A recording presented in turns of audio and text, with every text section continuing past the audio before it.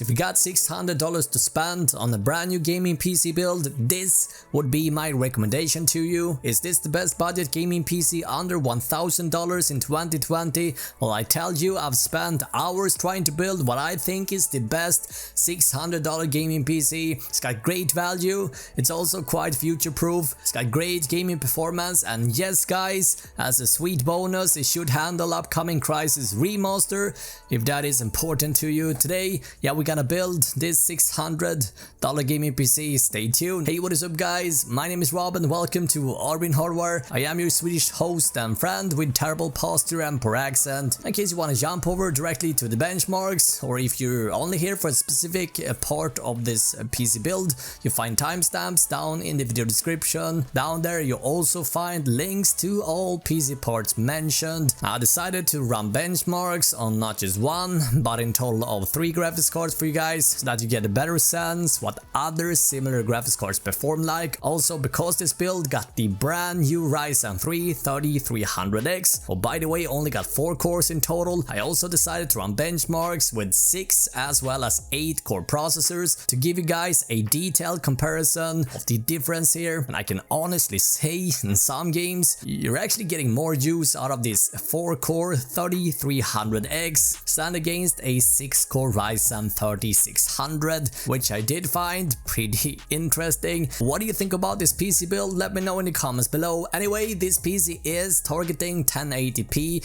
and you should have no problem cranking up the settings in most games, but I do recommend staying within 1080p. This is simply because of the video memory limitation, but don't worry, we're gonna look at benchmarks in just a second.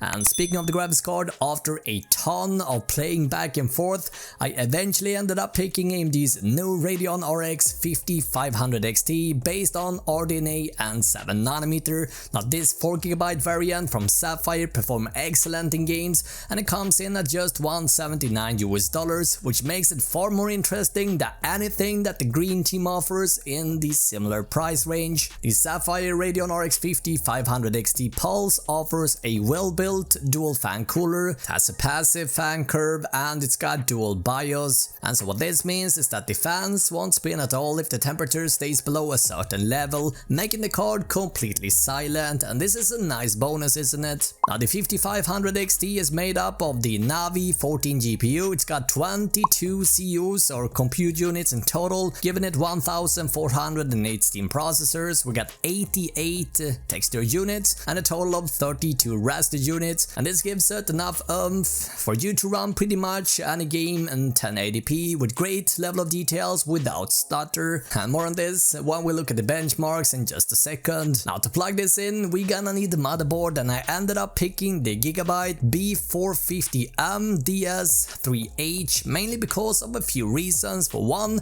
this is one of the cheapest B550 boards available and has been selling on Amazon for just over $70 since launch, which makes this a far more interesting pick over the budget MSI B550M Pro M2 Max, for example. What I also like with the DS3H is that it comes with heat sinks over both the VRMs and the chipset. It's got 4 DDR4 slots, so we got dual channel here, we got M.2, we got plenty of USB, we got HDMI, we also got plenty of power from the VRMs, and on top of that a nice performing sound chip as well, and all of this for just $70, which is pretty nuts if you think about it. Inside the aim4 socket we gonna slide in our processor, and for this build, yeah, I ended up picking the $130 3300X, and this is based on TSMC 7nm process Zen 2 architecture. It's got 4 cores and 8 threads, and this may sound a bit low for a gaming PC in 2020, so before I ended up picking this CPU for this build, I wanted to see how it performed versus the bigger brothers, so I decided to run tests on the Ryzen 5 3600, and I also decided to run benchmarks on the slightly older Zen Plus based 8 core part 2700X. I decided to run tests in both 720 as well as 1080p, and as we can see, this processor is really no biggie for any of these games. And as we can see, because of the well-polished Zen 2 architecture and SMT, this processor is doing very good. Speaking of which, having SMT or hyperthreading has not just shown having a positive impact on the frame rate, it can actually boost used quite a lot in many applications outside gaming, but the result is much thanks to the high boost and base clock here, and the brand new Ryzen 3300X even scores higher frame rate in some scenarios, stand against its 6-core and 12-thread brother, which I honestly guys never could have guessed before I was running these tests, I gotta be honest. And overall, even though the CPU plays an important role in the gaming PC space, it is typically not as important as the graphics card. And on top of that, the 3300X also comes with a cooler, and so you don't have to think about that either. And overall, a very powerful, awesome budget CPU that will serve you just great for gaming as well as other tasks as well. The one final thing we gotta install on the motherboard is RAM, and here I went with this dual 8GB kit from Ballistics, and I've been using these sticks for several builds now, never had any problems whatsoever, no blue screens, no hiccups or other weird issues that can be a common problem with budget RAM sticks. So I highly recommend this, and in case you want to upgrade, you got that option too, as the motherboard supports up to 4 slots in total. Jumping over to the SSD, I picked this 480GB drive from Kingston, and I've been using this A400 drive in several builds now. It's very stable, it's also cheap and fast, and keep in mind, in case you're planning to have many games installed, I recommend opting for 2TB, but at least 1TB will get you pretty far as a start. And while 480GB isn't a whole lot of space, it should at least have you covered as a start, and nowadays flash-based storage is so cheap that you can easily upgrade for a, let's say, an M.2 stick or another SSD later down the road. Great, this is so easy to upgrade, and there's no hassle here at all. As for the power supply, I went with this 500 watt unit from Thermaltake. It's got 80 plus watt efficiency, and it's got that extra headroom in case you want to upgrade the system with a beefier graphics card later down the road, for example. Time for the biggest PC part in our build,